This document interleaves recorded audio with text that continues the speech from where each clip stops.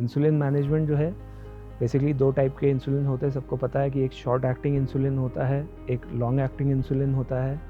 और एक होता है मिक्सड इंसुलिन जिसमें कि शॉर्ट और लॉन्ग एक्टिंग इंसुलिन का मिक्सचर होता है 50-50 या 30-70 के रेशियो में। तो शॉर्ट एक्टिंग इंसुलिन क्या करता है कि शॉर्ट एक्टिंग इंसुलिन का इफेक्ट 10 to 15 मिनट्स में आ जाता है और 2 to 3 आवर्स तक रहता है। It is usually given just before meals और इसका पर्पस होता है कि जो post prandial rise in blood sugar है वो कम हो।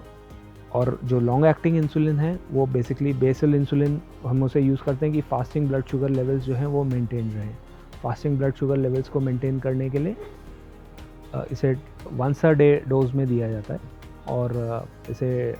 पेशेंट के जो मॉर्निंग फास्टिंग लेवल्स हैं उसके हिसाब से टाइट्रेट किया जाता है। जब कोई patient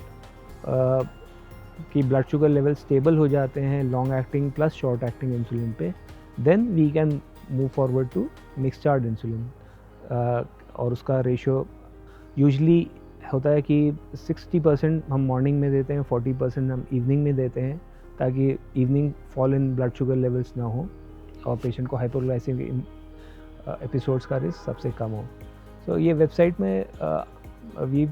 come up with cases plus how to initiate short acting insulin plus long acting insulin, ताकि आप समझ सको किसी पेशेंट को शुरू करना है, चाहे वो इमरजेंसी सिचुएशन है चाहे वो इलेक्टिव सिचुएशन है, तो कैसे हम इसे शुरुआत करें टू प्रिवेंट कॉम्प्लिकेशंस एंड